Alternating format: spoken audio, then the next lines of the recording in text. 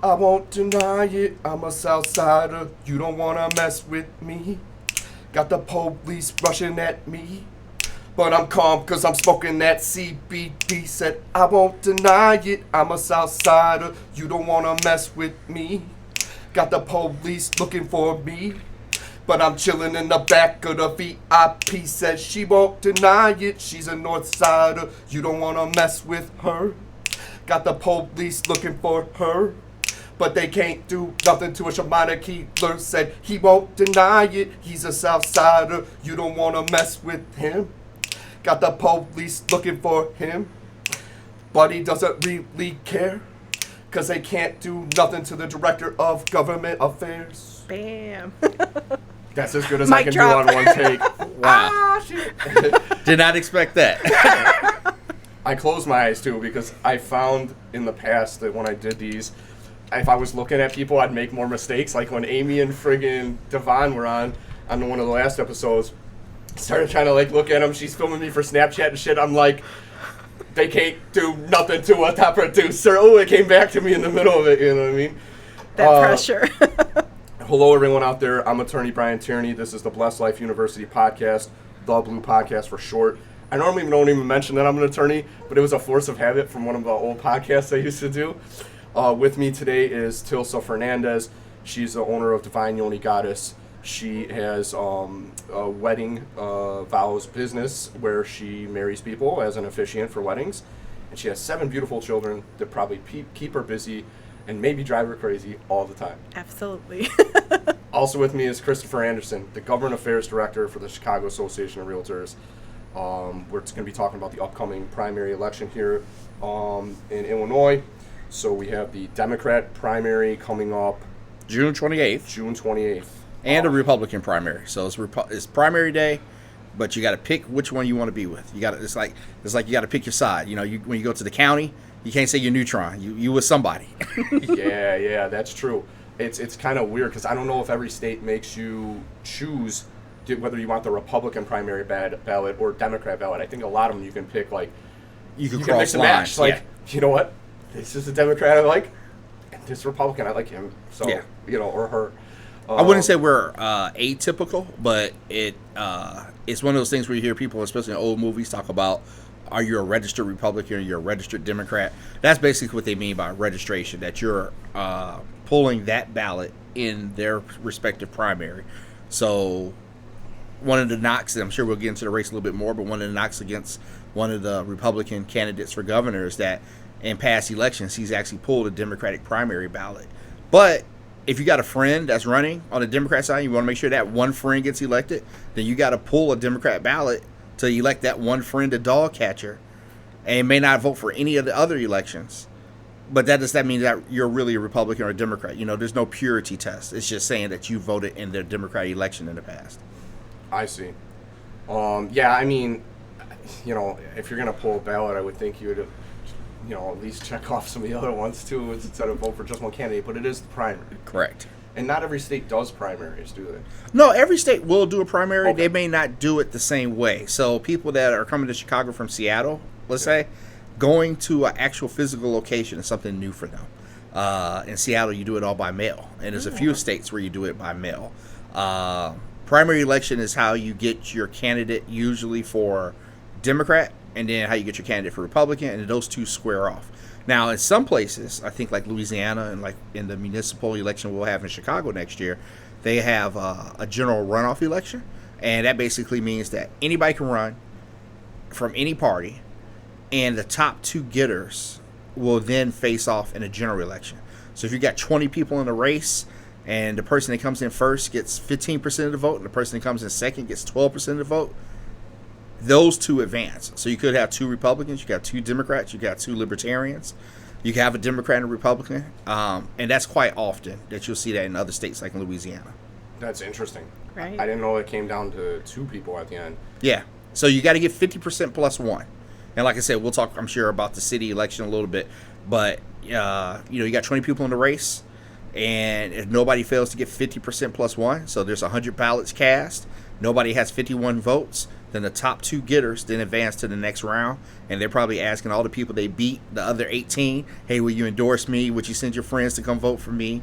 And then between those 2, you got to get 51% of the vote to win. And that's for the Chicago mayoral election? That's how the Chicago mayoral election works. And like I said, like the state of Louisiana, I think that most of their elections work that way as well. It's kind of an open primary. I think they actually call it jungle primary in some places.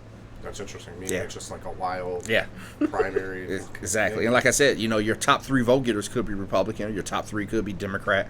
There's no rhyme or reason for it. If it's a heavily Republican state like Louisiana, you expect most of your top people candidates, to be of a certain ilk. But let's say there's 20 Republicans running or 19 Republicans running and 1 Democrat.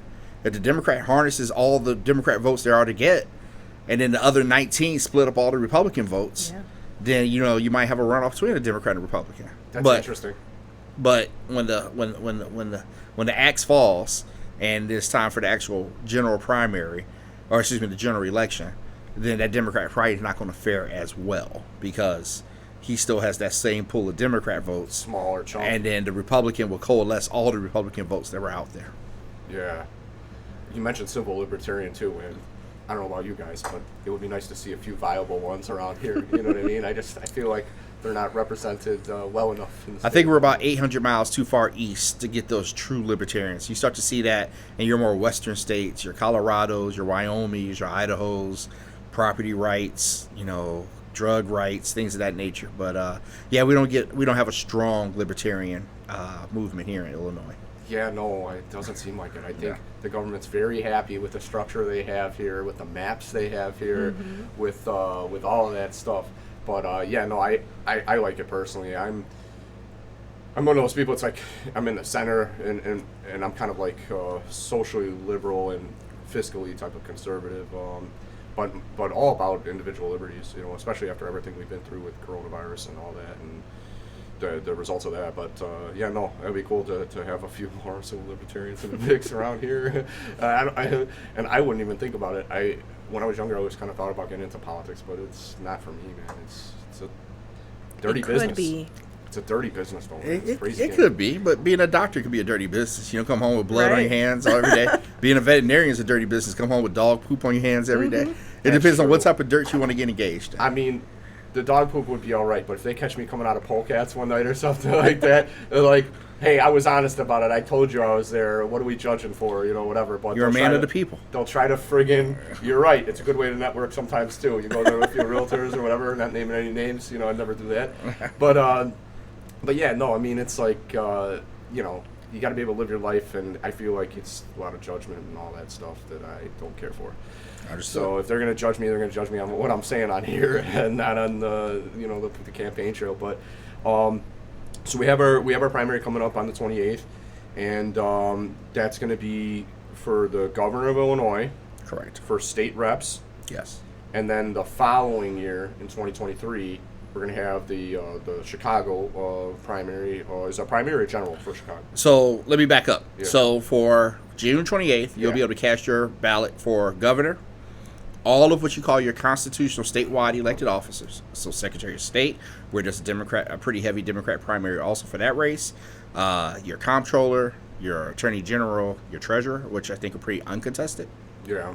All of the members of the Illinois General Assembly are on the ballot this time because this is a redistricting year. Some in the House, all in the House because they're up for 2-year terms. Yeah. So every 10 years you elect a member to the House 5 times in that district. And then with the Illinois senators, they're all up for re-election this time, but then they also draw because their terms are 4 years. But within this 10-year bracket for the census, between now and the next census, they will either serve 2 years, then 4, or they'll serve 4 years, then 2, then another 4, or they'll serve 4, and then 2.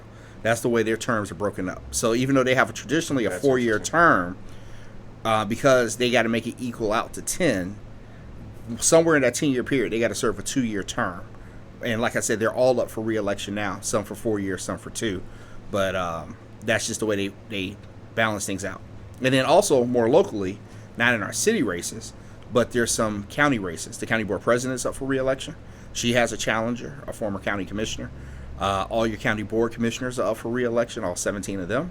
And then some of your county-wide elected officials are up for re-election. Not all, but some, such as the county clerk is up for re-election. But again, those are pretty quiet. I think the most noise coming out of the county right now is for the assessors race, which I'm sure we'll touch on. And like you said, and then they were done for a couple of months. In June, you'll start to see nominating petitions again for people running for citywide elections somewhere around Labor Day.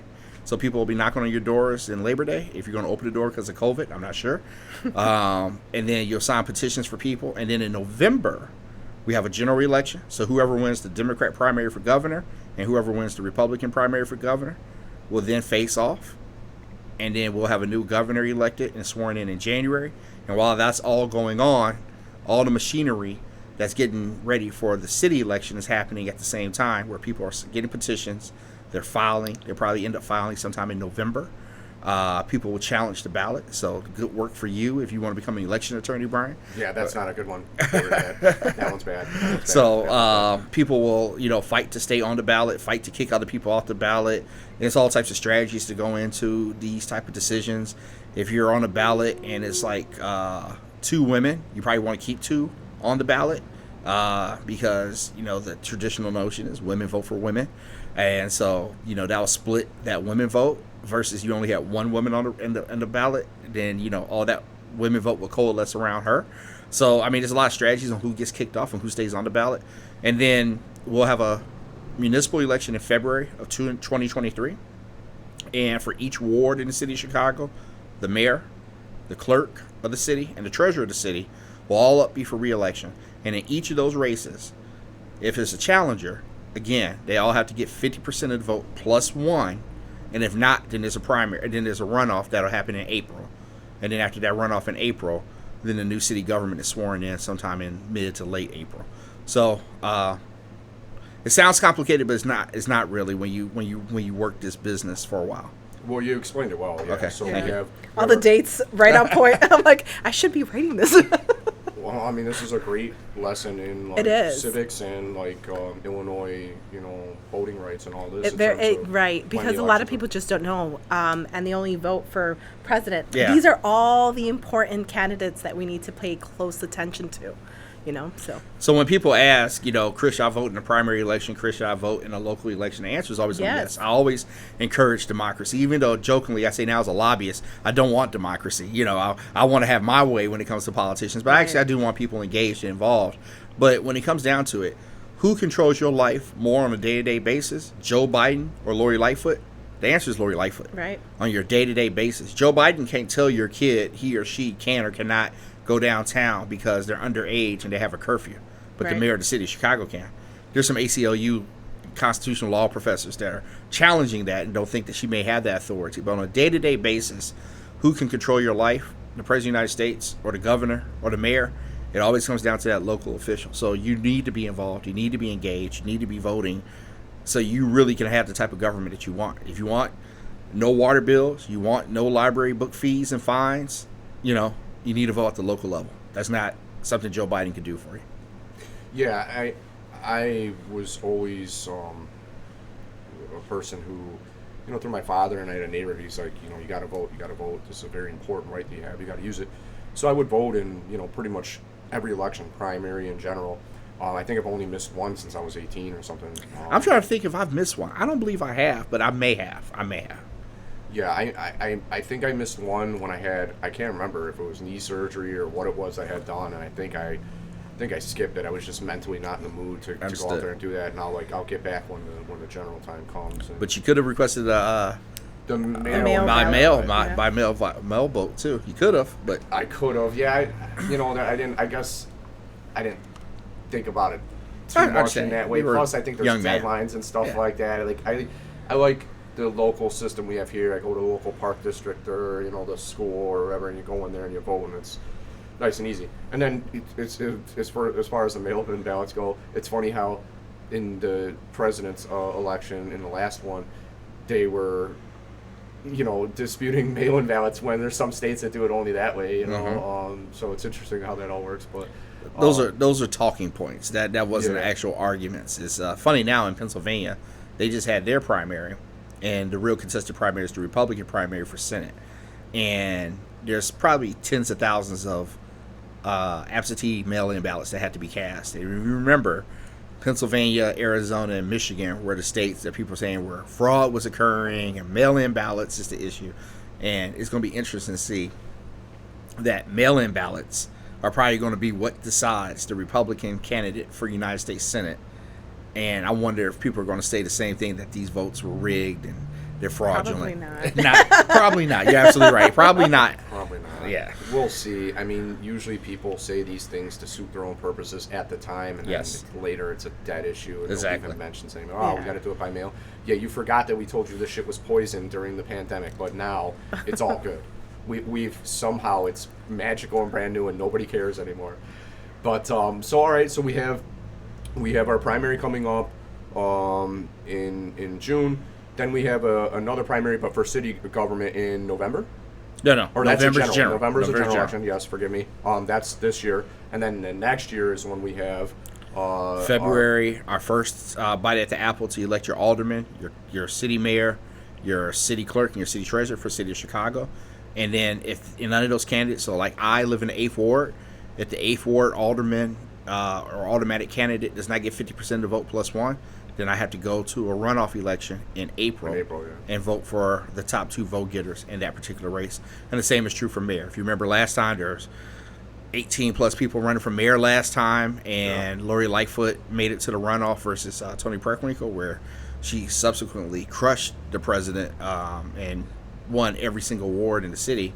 Yeah, but a lot of people didn't see that happening. You know, a lot of people had pegged Toni Preckwinkle versus Bill Daley, maybe Jeremiah Joyce, but nobody had Lori Lightfoot really going to the end to make the runoff, and she surprised everybody. So we shall see how it goes. It's a little surprising to me that the voters don't get fatigue here, though. You know, you get the primary, in the summer, then you have a general in the fall, then you have city elections in the spring. So you know what? I always wonder about voter fatigue. For me, it's kind of fun. For me, it's part of the business. People talk about voter fatigue. What I get fatigued from is the voting itself is my duty as a citizen. Yeah. Don't complain about a problem unless you're actually participating. So it's my duty to go out there and vote. But when the politicians and the bureaucrats and the talking heads on CNN tell me this is the most important election of my lifetime, when they just told me the election 2 years ago was the most important election of my lifetime, and 2 years before that, this is the most important election of my lifetime, that I get fatigued by. Just go out there and vote. It's part of your duty. I take it from a place of privilege where I get time and I have flexibility in my job and I go vote. If you're a single mom or a single parent and you're trying to find, an extra 30 minutes to go vote early in the morning on election day, plus get the kids ready, feed them their bacon, get them ready for school, get it okay with your boss. I go at 6 o'clock in the morning. See, you don't even ask for permission, but you do have. Most companies do have that flexibility. Like you can leave early or take time off without it affecting you. So most do, but like I said, I don't want to beat down anybody who literally can't do it. Right. But most places do. Most places let you go. But what I will say is now, the excuse box is getting smaller and smaller. It really is. Especially with early voting, which starts in Illinois relatively soon. I think next week, actually. In person as well. Early voting in person, yes. Not absentee, early voting in person. So there will be early voting sites all throughout the city of Chicago. You can go to the Chicago Board of Elections, Google that. Chicago Board of Elections early vote, I'm sure. And they're open on the weekends. Yeah. And I know. Informed. I know. And If a mom of 7 can come out and vote, everyone can do it. There's no excuses. Okay. So you definitely want to early vote. And then I know for a fact in the city primary next year, when it comes to early vote, each ward will have a centralized polling place. That'll be the early vote site. So the 8th ward will have one, the 7th ward will have one. And anybody from around the city could vote. So you live in one section of town, but you work in another section of town, you can vote for your alderman in that section of town. So you live in the 8th ward, you could be all the way up north in the 46th ward and still cast your vote for alderman. Yeah, you don't have to be ward specific for early voting. I love that idea, and I actually have voted early before too. Like there was times that I think I was living downtown during law school, and I did it then. I'm pretty sure just because it made more sense, and it's nice. Like personally, it feels like you ever get to like the car emissions testing site and you go on a day where there's like nobody there. Right. You, get to You just fly right in there. You get in the voting, you feel like VIP. You're like, oh shit! Like I can take my time, really figure out which one of these candidates I want to vote for. Perfect. You know, nobody's staring over my shoulder. There's only a few people there. Right. The friggin' election judge just doing their thing on their cell phone or whatever. You know what I mean? Yeah, And I mean, if you do it the day of, it's so nerve-wracking because there's people in and just out of their coffin. They got COVID. yeah. Who knows? I don't know. Maybe It is. What are you gonna do? But so we have the general or the primary coming up in June. So I guess we'll take it from the top. Top of the chain. Pritzker's running unopposed. As far as I know, there may be somebody somewhere from downstate Illinois that's on the ballot, but the only game in town for governor on the Democrat side is J.B. Pritzker, and he's running for re-election with his lieutenant governor candidate, Juliana Stratton. So they're running as incumbents, and they're taking on the Republican side, a pretty weighty field, a former state senator, Paul Schimpf. You have Jesse Sullivan, who is a venture capitalist, and I guess his war record is being taken into question now if you're watching the commercials. You also have Darren Bailey, who's a downstate senator. Pretty well known. Yeah. He's somewhat well known. He's still trying to break into that Chicago market, that DuPage market, as being a better known quality. But people may know him best for being one of the first state senators walked out of the General Assembly when they reconvened because of COVID, because he refused to wear his mask because he believes in liberty. So, liberty. Amen. Liberty. Yeah. Excuse liberty me. in America sounds good to me. So he was actually walked out of the General Assembly, and then you have Richard Irving, the mayor of Aurora, who is the favorite of Ken Griffith, the richest man in Illinois, the founder of Citadel, and a billionaire who, as I know of, has already given more than $20 million to support the efforts of Mayor Irvin and his running mate Avery Bourne, who's a downstate state representative. Wow. Interesting that he went downstate too. It was like, let me show you, not only am I running as a Republican, but like we're family here. Like I'm gonna bring on somebody from downstate, I'm a real Republican. You see that a lot in elections where people are looking to get balance, especially on the Democrat side of the ledger. When you look for presidential candidates, going back before Clinton, I would say all the way to JFK and LBJ, there was always a north-south pairing. So JFK, LBJ, north-south. Then that was, let's go to 64. Then you got LBJ and Hubert Humphrey. So you got south-north at that point. 68. Then you go 72. I forgot who the Democrat nominee was, 72. Then you jump to 76. And you have Jimmy Carter and Mondale, south-north. And then 80, you got Mondale and Ferrara. So you can say that's kind of north-north because she was from New York, he's from Minnesota. And then with Clinton, I think some of his bona fides are being questioned, and he wanted to prove that he was a real Southerner. So he doubled down, and he picked Al Gore from Tennessee. But you'll see that often, that people are looking to get some now gender balance as well as geographic balance to say, I have somebody on the ticket with me that makes me more appealing to you because they're from your side of town or your side of the state, your side of the country. Strategy counts. Oh, strategy counts very much. Like you say, sometimes you're trying to. I guess these candidates would be going for a more fair, balanced approach. Like I'm a Northerner, but I don't want to neglect the South. Like Exactly. I care about you. I'm gonna bring somebody from down south. We'll have a Southern candidate on there. I think Barack or in Obama. Clinton's case, the double down. Yeah, he did the double down, but I think Barack Obama picking Joe Biden was a very calculated. Let me reach out to this white male Catholic vote, that Delaware, Pennsylvania area where Joe Biden does well in Pennsylvania. You always talk about he's from Scranton. Probably hasn't been back to Scranton in 50 plus years, but he's from Scranton. And now with Joe Biden picking Kamala Harris, he had a very limited pool because he said he wanted to pick a woman. He didn't say a woman of color, but say he wanted to pick a woman. And what's surprising about Kamala Harris, I think she's the first Democrat from California on the ticket in like over 50 years. It's kind of like, I guess, Democrat presidential candidates forget that California even exists because it's not in play. It's going to go blue. It's going to go Democrat. So. Yeah, I mean, who knows if that'll ever change. I mean, I don't know. The tax rate's very high out there. There's a lot of problems with homelessness. It's obviously bad for the people that are homeless, but it also ruins the city for everybody else as well. When you have tent cities built up and all this stuff going on. But you're starting to see a little bit of that now in Chicago. starting to see a little bit more and more tents popping up, and I don't know what the answer is. Outside of calling the police for a loitering claim or loitering charge, but the scary part is, that's one person that's in a bad situation, but when it happens when there's 7 or 10 of them, and they've basically taken over a park, right? Or in my Humboldt case, Park. A Humboldt Park. Yeah, there's a little tent city in different parts of the park. Yeah. Underneath all the expressways, underneath Lower Wacker Drive. Oh, I mean, yeah, over there. And then right where we go to the YPN breakfast, right by Manny's Deli. I mean, if you go around 9094 over there, you'll see a lot of But then, like, what's there. the solution, too, Like, I mean, you can try different things. Here's what I've heard. All these shelters that are overpopulated.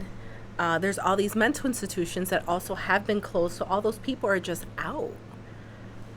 There's no easy solution. Yeah, but it's like a multi-layer solution for that. Oh, there's definitely a multi-layer solution, and it's going to be a trial and error thing, and it can also be a situation where less government could be more in those situations.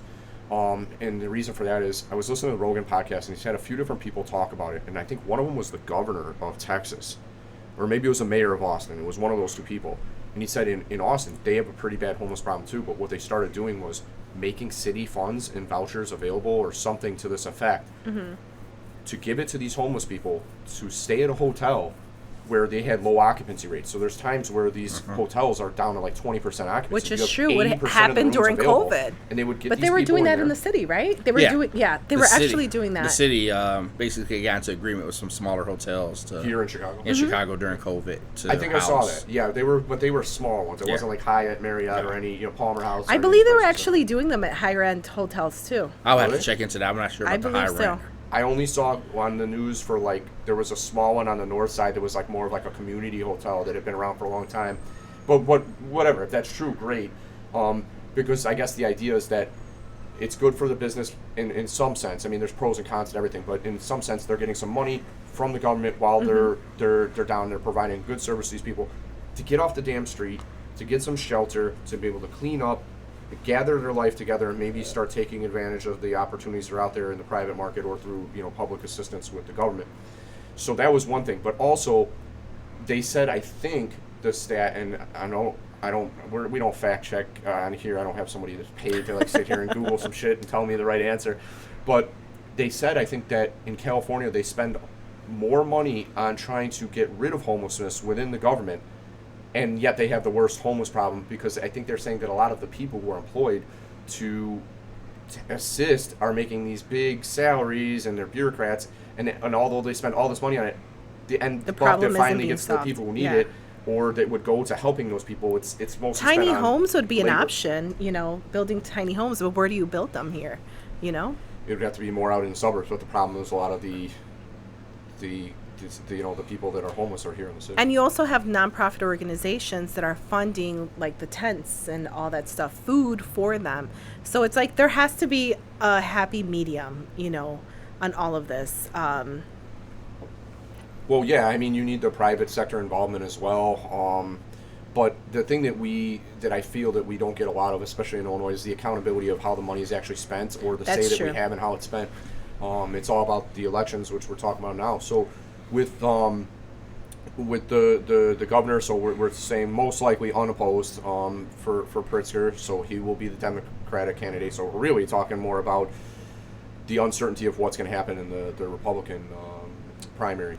And I have no crystal ball, but I would think that right now, even though Irving is the beneficiary of a large sum of money, it's not that Darren Bailey doesn't have other millionaires that are supporting him as well. Maybe not to the tune of $20 million with one drop, but Dick Uihlein and other millionaires are supporting Darren Bailey, and he's starting to get a little bit more coverage up north. Just saw the other day his lieutenant governor candidate has basically cut a commercial. She's a black woman, conservative. Saw that. Yeah, former. With Darren Bailey, right? With Darren Bailey. So they paired up. They're paired up. They seem like they could be a formidable pair. I saw that commercial already. Yeah, I didn't know who she was. It was my first time learning about her, but she seemed serious business. Yeah, Stephanie Trumbull is her name. So it's going to be interesting to see what happens, but I think the race comes down to Irving, Bailey, and the other gentleman I just talked about, whose war record's being questioned. Jesse Sullivan. Jesse Sullivan. Yeah, so I'm not really familiar with him. You know, I don't know much about him either. I know he went to Iraq, but he was a DOD employee. He was a civilian employee that went to, if it wasn't Iraq, Afghanistan, and he provided like support to the Army. And I believe he went on patrol with those guys and all, but he was not actually a commissioned or non-commissioned officer. He wasn't like somebody who had rank in the Army. Didn't follow that same chain of command, but he was an employee of a government agency, namely the Department of Defense. Yes. He was not a soldier. A soldier. Yes.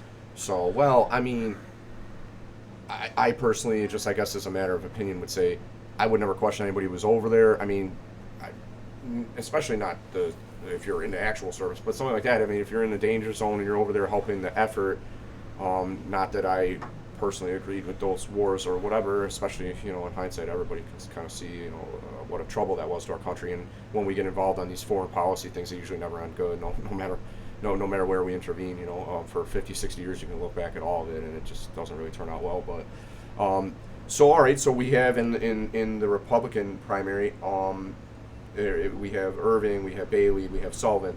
I've been seeing the commercials, and that's one thing that gives me a little bit of fatigue too, because sometimes I'll turn on either the nightly news. If I get home early, I like to see like the world news, you know, just on what happened in the world today with Ukraine and all the different things going on, formula shortage, all these other terrible things that we're being cursed with right now. How much can we take? Thank God I don't have small children. They're just toying with you. Like, here's a new one. Your fucking babies are going to be starving after you already had COVID and you're out of work and you're mentally confused and you're angry at everybody right now. But messed up. So Irvin seemed like a strong candidate when I guess to finish my point before I even get into that. That's the tough part about this because I know we're working against the clock here. The back-to-back commercials. I'll see one for against Irvin. This is the Republican you want. Like, he's not really one of us, or he's this, or he's that, or he's pro. He used to be a criminal defense attorney, and he would help people get out. He's not law and order. He's not tough on crime at all. I'm sure the person making that commercial makes that exact face that you're making. He's not real. I'm sure they make that exact face when they're recording the commercial. But yeah, you know, there is a little fatigue, and unfortunately, some people don't go beyond commercials to research their candidates. But yeah, you know, I don't watch no TV, so I'm gonna have to research every single one of these candidates. I know, boring life. But, you know, it's just interesting. I'm not going to fact check any of the candidates, but I will say the attack on Irvin, which actually, if we're talking about the same commercial, is actually paid for by the Democrat Governors Association. So that it's basically Pritzker or what? Well, Pritzker has given money to the DGA, the Democrat Governors Association. Yeah. They're choosing to run a commercial, so that way Pritzker's hands are clean. Yeah. You know, I'm not running this commercial. I'm not meddling. But basically what they're trying to do is say, this person over here is more conservative than Richard Irvin. So that's a message to downstate voters to say, vote for this guy, Darren Bailey or whomever, who Pritzker thinks he'll have a better chance of beating. I actually think that Pritzker has some concern. Not that he's shaking his boots, but he has some concern about running against Irvin. The little known secret in Democrat politics is, while the Democrats usually have a strong hold on the black vote, most times you're talking about 82 to 85%. Barack Obama was able to get that up to about 90%. The margin of error in reducing the black vote is so little that if you went down from a normal 82% showing of all black votes cast, so let's say 77%, 5 points, that's going to mean major trouble in large states like Illinois and nationwide. If fewer black people vote for the Democrat nominee, it actually means a lot of trouble based on the math and the calculus of how votes are cast and who they can rely on. So just a small 5 percentage point drop. If you got 77% of the vote in any other election, you're good to go. So 77% of the black vote is still a good number. But if you could reduce turnout or reduce the number of people voting for the Democrat by just 5%, so with Richard Irvin being a black candidate, it's probably going to speak to more moderate black values. And you don't have to go vote for him, but you just got to wake up and say, you know what? This guy's not the devil. I'm not incentivized to go vote. Get out of my bed, cold winter, November day, to go vote. You know what? If I had a reason to vote, and I think the last presidential election, a lot of people had a reason to go vote. Like, we got to get rid of this guy. This guy is... he gave himself COVID. He's the worst. So I don't think if you have that type of impetus in the black community, it could be problematic for the Pritzker campaign. So I'm not saying they're scared today, but they got to do everything they can, such as run these commercials to question Irving being a true conservative, to possibly get a better candidate in there so they can keep their numbers high. Yeah, I mean, my guess would be that the mentality or the theory that they have is that we get somebody who's more conservative that wouldn't be electable upstate, and we'll have most of the votes there, and we'll just win it that way. But even if Pritzker's not scared, Irving, he just seems marketable. Like, the commercials are good. They're catchy. He seems like he means business and he's genuine. I don't know a lot of the facts. I know he's, they talk about who he's taking money from and this and whatever. They all take money from everybody. You probably know that better than anybody else. But ran the city of Aurora pretty well. They had a shooting there in their workplace. He handled it very well. At that time, showed a lot of leadership for the city. So did his chief of police. He has a female chief of police out there. She handled it incredibly well.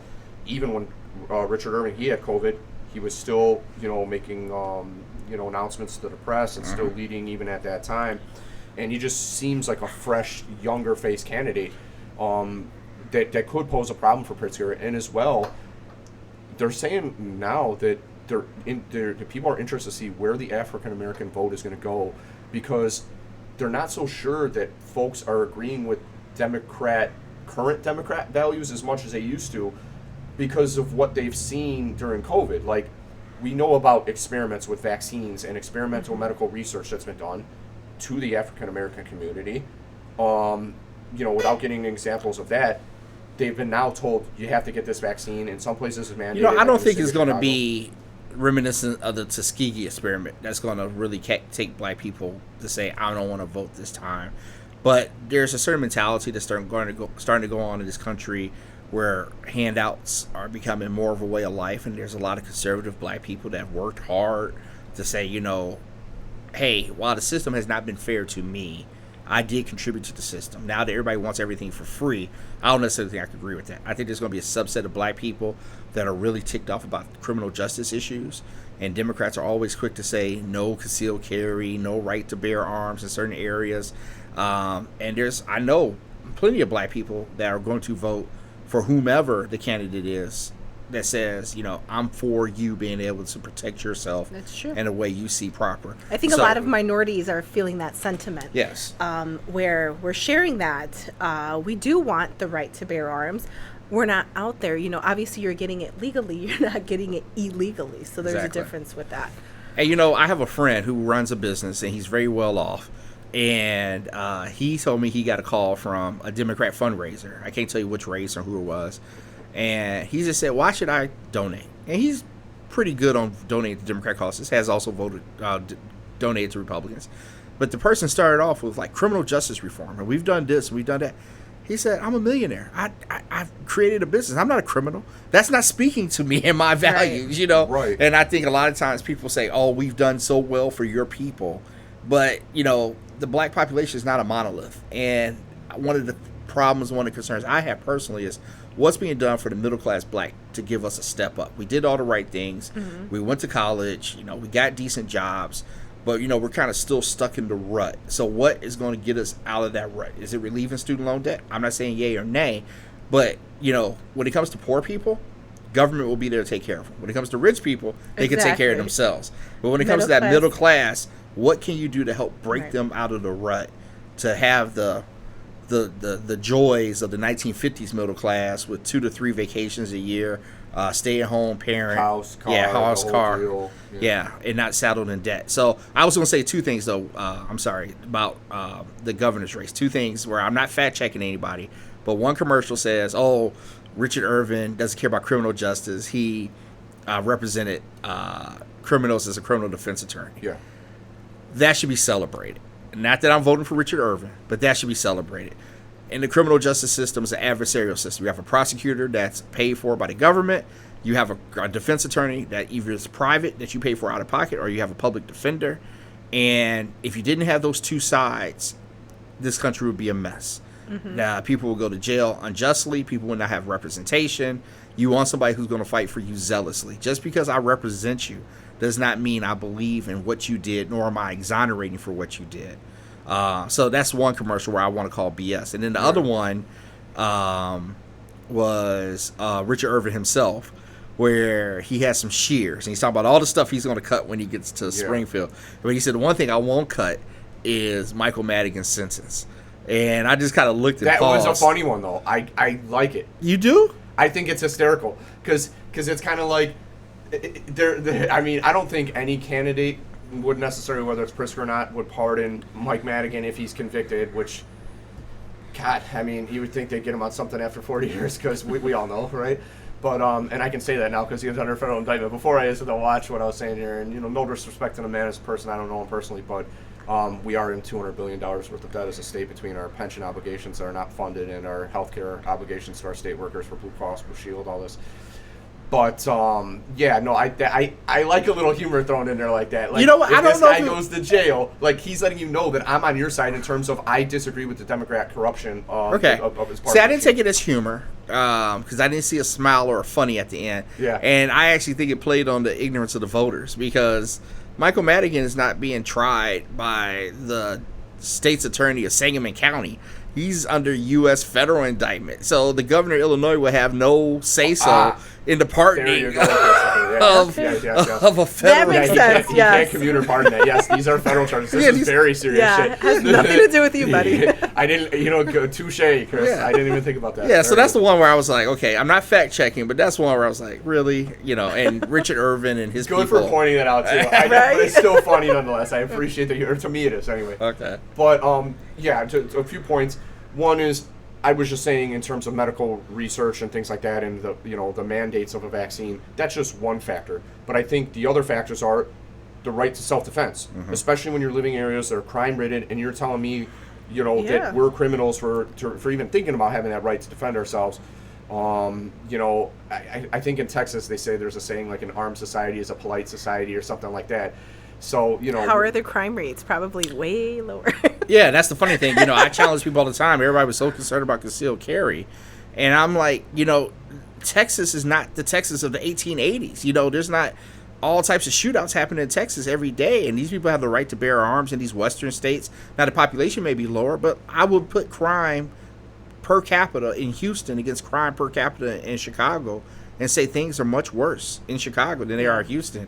And they have more availability of guns. And then the other thing that really cracks me up, not to make this more of a policy discussion, but when they talk about all these guns that are coming from Indiana, Wisconsin, and loose federal laws. So the guns are coming from Indiana, Wisconsin. Why isn't Indiana and Wisconsin hellholes then? Why aren't things just falling into ravaged ditches in Indiana, Wisconsin? There's an issue with poverty. There's an issue with lack of education. There's an issue of values and all those type of things. But don't say they're coming from Indiana, Wisconsin, and that's the problem. The problem is the mentality of the person who's wanting to pick it up to do nefarious activity with. Yeah, and I'm a believer in, hurt people, and I also believe that it's hard to break cycles of life, when you're stuck in a position. But you shouldn't be a punching bag for these hurt people either, No, I agree with that 100%. I'm all about that. I thought one of the most tragic things with the shooting that happened at Millennium Park a few weeks ago was that the gentleman that was shot, the young man, had one of his life goals is to reach the age of 21. Wow, 21. Yeah, that was a life goal. He died at 17. Yeah. But his life goal was to reach the age of 21. Whereas, already at 17, I'm thinking about how many books I'm going to write, what island I'm going to live on. I'm going to die an old man, but rich. Things that are not going to happen now. But I still had dreams. And his dream was only to make it another 4 years. And he thought he achieved something. So, it, again, speaks to the depravity of our society. It sure does. I mean, you had some great things to say on the last podcast about, like the food deserts and the business deserts east of, I don't know if it was 95th or I can't remember where. Probably like Stony Island. Something. But I would love to have you back again to flush stuff out about that a little more. So, because, I'm a big believer in, making a change for the better. Like around here in this area, we have a decent amount of restaurants. I mean, it's still pretty congested here on our main thoroughfares. But if you wanted to get a breakfast, you can go to Three Sons Restaurant, or if you want dinner, you can Danny's. Are they paying for that advertising? No, I'm not that important yet, But maybe one day. Who knows? Call it. You will. That's what I'm saying. You are. I said yet. I put that in. Not yet. You want to manifest it.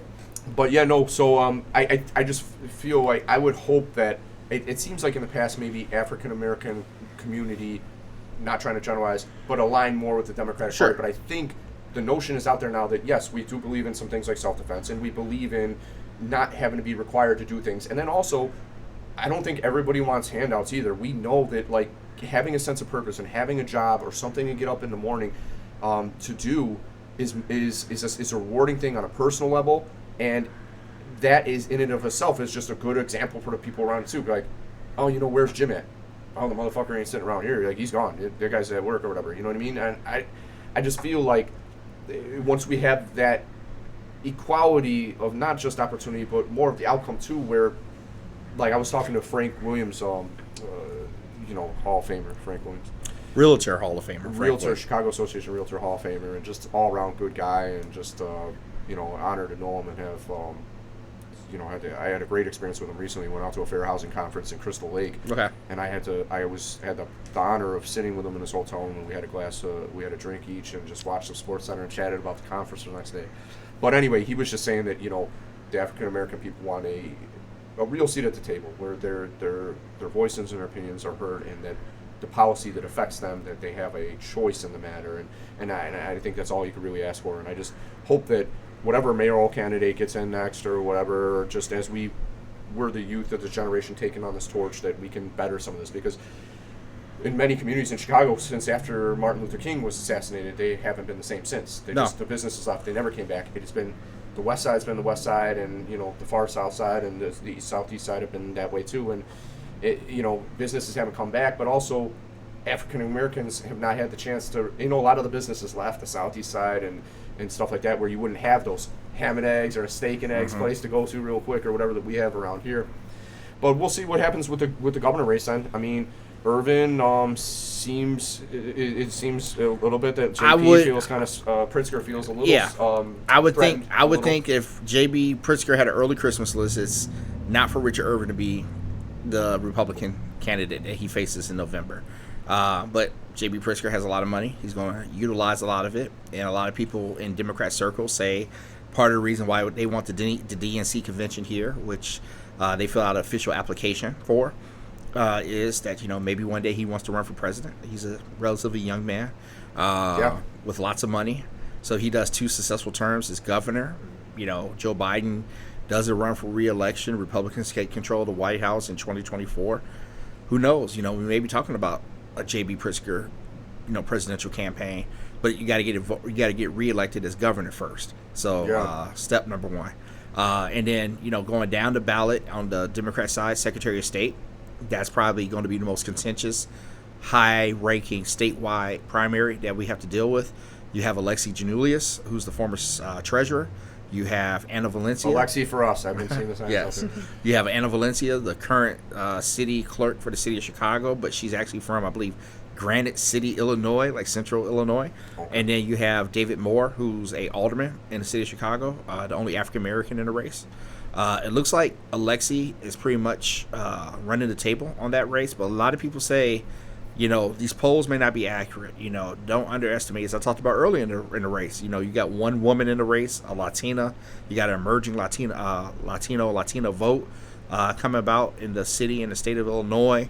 Don't count her out. So again, I have not seen any poll numbers yet, but that's another race that a lot of people can keep their eyes on. But all the money and all the organized endorsements, with the exception of Jesse White, are basically lining up with Giannoulias.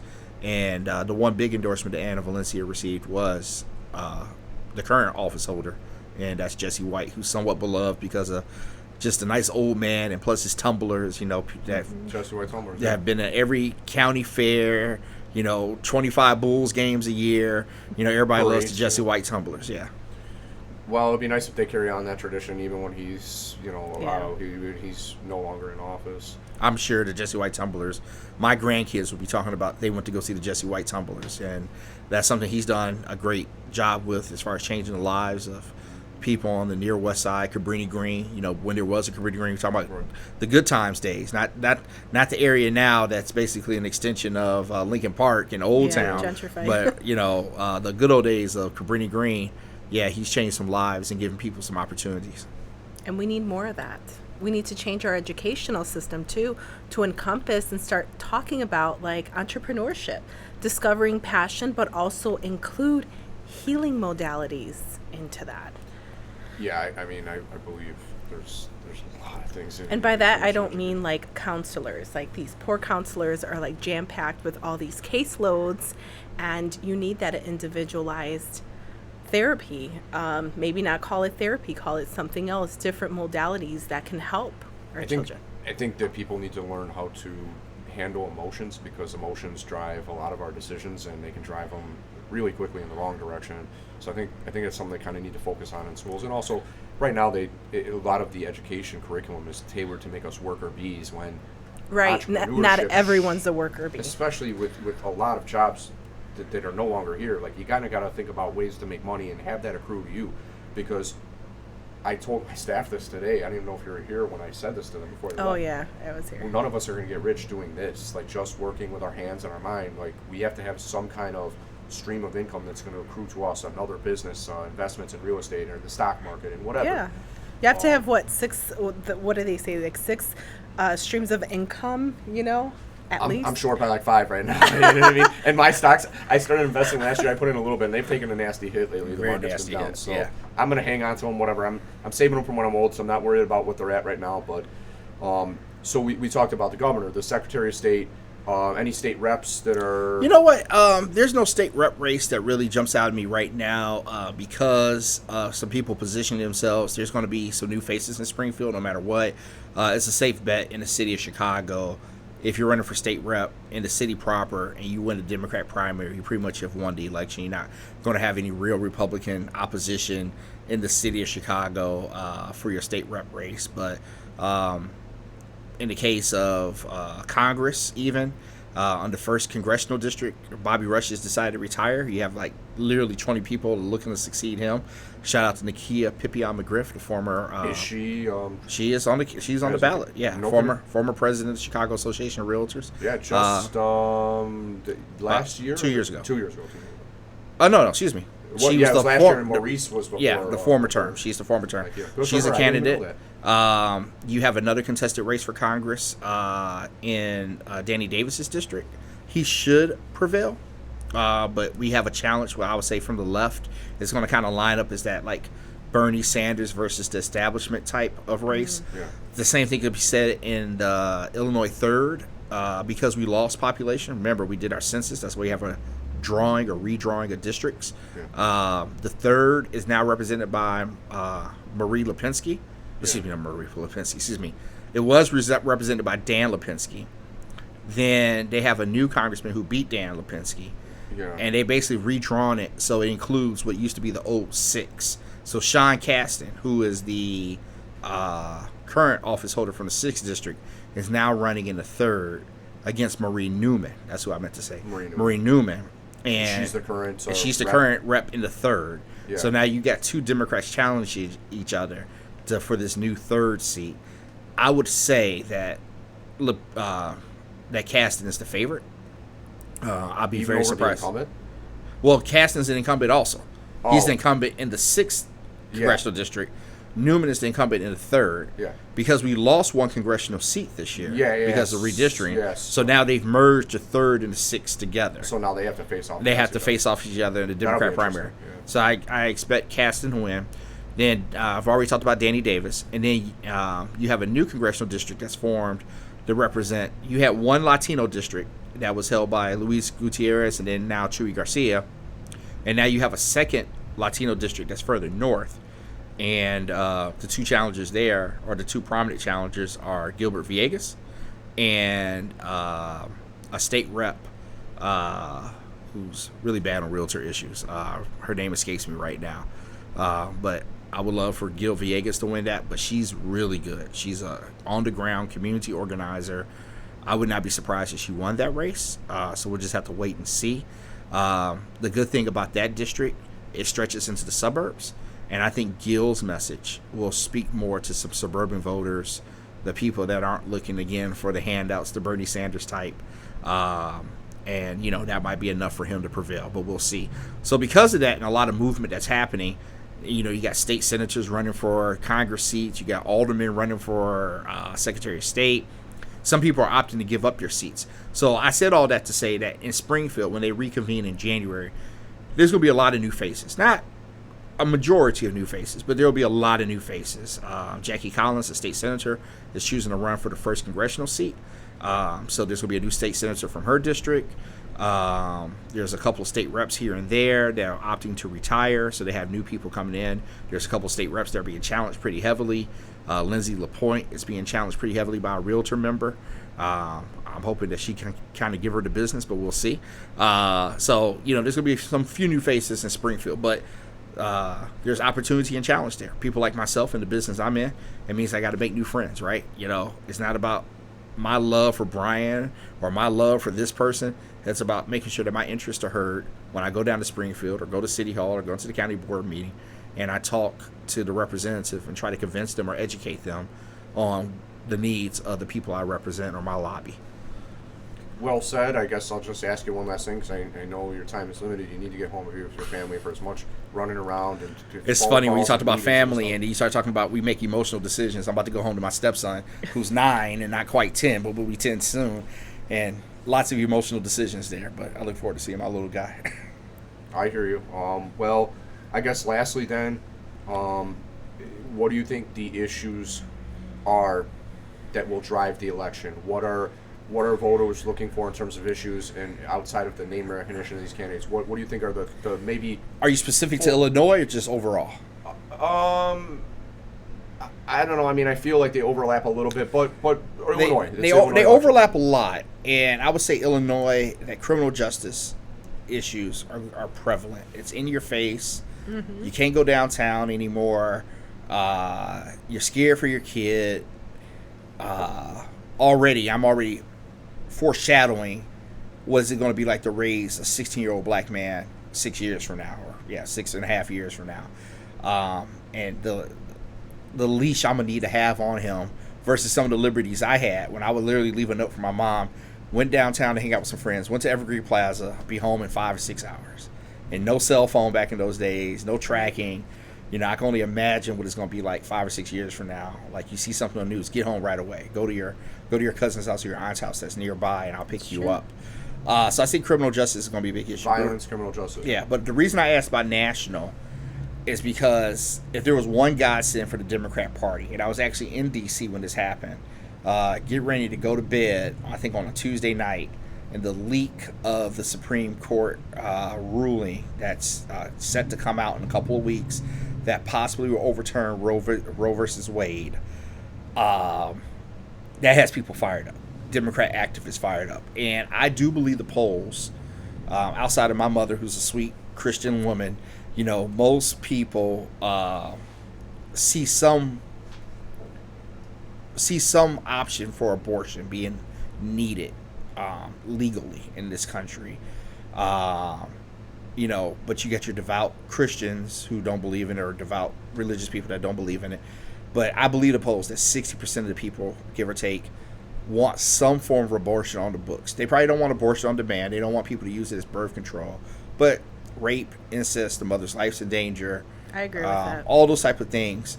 And I think this is really going to rally the Democrat base. I think it's going to be hard to hold on to the House. Just numbers and elections. Whenever a president, Illinois House, or the federal House. Yeah. Whenever you have a president elected, usually that next election, the midterm, usually swings the other way. It kind of moderates itself. Now they're stuck with a Republican Congress or House. Yeah. So right now you had a Democrat House because, again, the guy that was in the White House was so bad he failed to campaign for 2 United States senators in Georgia when he had the opportunity to. So you have a Democrat Senate, you have a Democrat House. It's going to be really hard for Democrats to keep the House, and it's going to be hard for them to keep the Senate as well. But I think you have some opportunities and some options when it comes to the Senate and math. So I would say that, what's going to be pushed upon us, and you can see a little bit now even in Illinois, even though we're a safe blue state, they're already talking about abortion funds in Illinois where women from out of town want to come here. They'll be able to get, the medical procedure they need. I think it's going to be top in mind in many other places that the Supreme Court is looking to take away your rights. And it's not a slippery slope to say if they're able to take Roe v. Wade, which had 50 years of precedence, what would they do about things like gay marriage that have only been around for the last 5 to 8 years, or some other rights that we've come to enjoy? And the Supreme Court will actually find themselves in a position of taking away rights. And that's why elections are important. You know, if you had a Democrat in office and a Democrat Senate in office, you wouldn't have this Republican majority on the court. So I think that's going to be a big thing. But in Illinois, I think a lot of it's going to come down to crime and law and order type issues. We didn't talk about it much, but, you know, at the county level, there's a county board race. The sheriff is up for re-election as well. He doesn't catch a lot of heat. Tom Dart's just a lovable guy that everybody likes. You want Tom Dart to be your neighbor.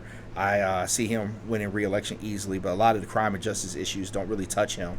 Actually, driving out here today, driving down Archer, closer to the Chinatown side of Archer, there was a large sheriff's police presence out there. I know they have an agreement with the CPD to kind of help patrol certain neighborhoods, so that's obviously one of them. They have a mobile command out there. Saw 4 or 5 sheriff's cars coming in to come see you today. And then the other race I think is going to be big that we didn't touch on is the assessors race, which actually affects my industry, so I'm a little jaded, I'm a little biased. And I will be honest with you. People say, have you seen the numbers for the assessors race? And I have not seen any polling numbers myself, but everybody keeps talking about how the incumbents' numbers are so bad, which is so hard to believe considering that during the crisis, during COVID, he actually gave people COVID adjustments. Mom and pop homeowners like us actually got a letter in the mail from Fritz Kagi saying, I reduced your assessed value due to the crisis we're in. Yeah, I saw it as a real estate attorney on the taxes. Yeah. And so people are saying that his numbers are really, really bad. I think Carrie Steele is smart, energetic. That's true disclaimer. She was my chairperson of the Cook County Young Democrats when I was a young Democrat. I'm an old Democrat now, but when I was a young Democrat, so I've known Carrie a long time. She's president of the Metropolitan Water Reclamation District, first black woman to do so. It's a unit of government. Most people don't even know what they do, but out this way, you guys are probably a little bit more familiar with MWRD because you have one of their facilities not far from here. But I think it's well over $1 billion unit of government she's running now as the president, and she's challenging Fritz Kagi. People ask about what her bona fides are and say, you know, is she just chasing her office, or you know, does she really understand what's going on? And I would say there's no school for assessors, even though there is actual school for assessment, but being the political face of the assessor's office, there's no school for it. Fritz is a financial analyst by trade, so he understands numbers. But I will say my friend Carrie is a chemist by trade. You know, she worked for a cosmetic company before she got into politics. She understands numbers, and I don't think assessments and numbers and billions of dollars and all those facts and figures are going to scare her. So it's going to be interesting to see what happens in that race as well. We'll see. And in terms of that one, I think what happened with Kagi was prior Assessor Barrios, right? You had all sorts of issues with him being assessor, right? Family working within the office. It's like, you know, the nepotism type thing that they always talk about, problem with Chicago politics. But on a actual like policy level, my understanding is that he somehow kept assessments artificially low for some or for people in general. And then when Kagi got in, he says, no, like this is how it really should be. And the assessments went up to where what he thinks is more of a normal, reasonable level or whatever. He wasn't keeping these things artificially low. And correct me when I'm wrong or whatever, that it's people saw sticker shock. So he got like, Jesus Christ, for real? Like my taxes have gone up this much on the reassessments, when Barrios tend to keep them lower for certain people or whatever. I don't know. But I think that's why they don't like him, because the taxes are higher under him, even though he's done, like you said, he automatically made the exemptions and discounts renewable during COVID because, of course, the government was half shut down, and, you know, it's hard for people to reapply during those times. And then, you were mentioning, what was the other issue with, the lowering the assessed value. Yes. So people's tax bills were lower during COVID. But I think the reason he got a bad rap is that the assessments went up under him because he was being honest about how he assessed. So I can't speak to Mr. Barrios, nor will I speak to, I should say. And did he artificially keep some low or keep some high? There's a lot of allegations about, you know, if you have the right attorney to go challenge your real estate assessment, you'll get a lower assessment. I can't speak to any of that. But what I can say is an unenviable position to be the assessor in Cook County. We have a system that's just very different from a lot of other places. You have triennial assessment where the north side is reassessed one year, then the next year the south side is reassessed, then the west side and downtown are reassessed. So it's on a rolling basis. Then with COVID, the assessors kind of caught from behind because, you're thinking, hey, people are losing their jobs. They won't be able to appeal. People won't be able to afford their property taxes. But then values shoot through the roof, right? So it's one of those things where, like you said, that sticker shock is definitely there for some people. I actually had someone who owns multiple multifamily apartment buildings say he saw his assessment go up 300%. And what Kagi will always say is just because your assessment goes up does not mean your tax bill will go up. I think that's somewhat disingenuous. I mean, there's a large, complicated formula that, again, I can't get into. I'll let Kagi and Carrie Steele with their math minds get into it. But there's an equalizing value. There's a tax rate that is driven off your assessed value. But if your assessment goes up, I've never seen a situation personally where your tax bills go down with your assessment going up. So it might be one of those situations where maybe Pritzker didn't do anything wrong, but people just want change. Kind of like Joe Biden right now. He didn't cause a war in Europe. He didn't cause gas prices to go up. I see it as being so hypocritical sometimes, where people say they don't want government involved in your life. But like you're talking about, now all of a sudden government has to get in the business of baby formula. Now, it's easy for me to say as a person who doesn't have small children, but, I thought we didn't want government. The government said basically the Abbott Labs did something was wrong. Baby formula being produced there was tainted and contaminated and could possibly hurt or kill your baby, which you don't want either. And they had reports of a few deaths. I don't. Yeah, and so that's true for the sake of conversation. That nursing is nursing all the way.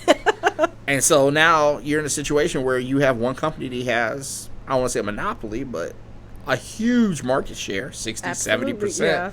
And when you shut them down, things happen. So it's just interesting to see Katie, like Joe Biden, might just be in the wrong place at the wrong time. So. Yeah, wrong place at the wrong time. He's just a victim of the times. Yeah. But well, we have a lot of interesting races coming up. So if you're tired of the commercials now, then I think you just want to watch Netflix to June 28th, because I think more commercials are going to come on the air. Rebuttal commercials are going to come on the air. I don't know how they do it with the strategy. Like, do they get the schedule of commercials and they see for the rebuttal? They're like, oh, okay, Pritzker put his on that time. All right, well then we'll put ours right after it. I don't think you could buy it that way, but I think like sometimes they're back to back. They're back to back. Yeah. You buy blocks of time.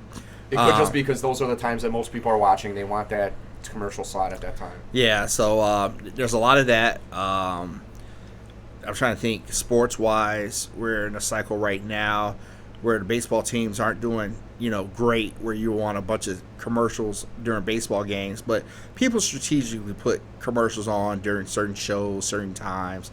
There's a whole business of running for office. It's not just a candidate gets out there one day and says, I want to be governor. I want to be president. There's a team of policy people behind them. There's a team of strategists behind them. And strategy is on-the-ground strategy. Strategy is media strategy. What words do we say in lieu of other words? So we hear people talk about dog whistles. You might say something that is not overtly trying to convey what you're trying to get across, but people pick up on what the message you're trying to get. So, for those who are campaign professionals, this is their Super Bowl. Every 2 years, this is their Super Bowl to get their person reelected. And, you have a finite amount of money, even though people say there's too much money in politics. You don't have, like, an open checkbook. How much are you going to spend on field organization? How much are you going to spend on digital media? How much are you going to spend on traditional media? Is phone banking dead? That's a big conversation in the worlds of phone banking. Like, literally picking up the phone. Hi, I'm Chris Anderson. I'm calling because I want you to vote for my friend Brian for dog catcher. Let me tell you why Brian's the greatest. Oh yeah. I'll get after them. Though. Yeah. And so there's a conversation. Is that part of campaigning dead? You still need your old school yard signs. If nothing else, to scare off your opponents. To have a big blitz and to show your yard signs. And yeah. There's you need so much holistic thing just because of the amount of avenues and channels there are to promote and to politic. Yeah. I guess I don't know. I don't even know if that's the right word. Electioneering. To promote yourself and to campaign. Well, Chris, I admire you for getting involved at a young age and acquiring the wealth of knowledge that you have about government and politics and races and how to navigate all that. And I appreciate you sharing it with us and taking the time out because you're a busy person, and you got a family. And so we won't keep you any longer. But I feel like, man, we could podcast for another hour and a half or whatever. Come on again in the future, every few months or whatever, and share your knowledge with us and your thoughts on the situations. And like you say, we tried to keep this more of a election conversation than a policy conversation. But if you have time to stick around, we might hit some of the policy points after this. Oh, wow. We'll see in a minute or two. But thank you very much for being here. Thank you. And taking the time to share that with us. We'll see how this all plays out. And then maybe we'll have a chat after it's all said and done, too. Once he's maybe you have a podcast where Chris is right and where Chris is wrong. Maybe that'll be your next podcast. That would be cool. Yeah. You know, whatever the case may be, I'll leave that up to you. I'm not here to prove anybody right or wrong or whatever. I mean, I think you give us some more general knowledge this time, and we're just talking about, based on our own observations as citizens here and all that, in addition to, being professionals in the business. So thanks again for sharing that knowledge with us, man. You know it so well. You seem to be a little bit of a historian and also really up on the game of politics in Illinois and I'll how try to to be. navigate it. So please do, man. Because, it's been hard out here for a pimp, in this game, like with the landlords and stuff like that. That's a whole other thing I want to talk about. Another one about, as far as the new fair notice law, fair notice, give them more and more time. Like, you can't have your property back for 4 months if they've been there longer than 3 years.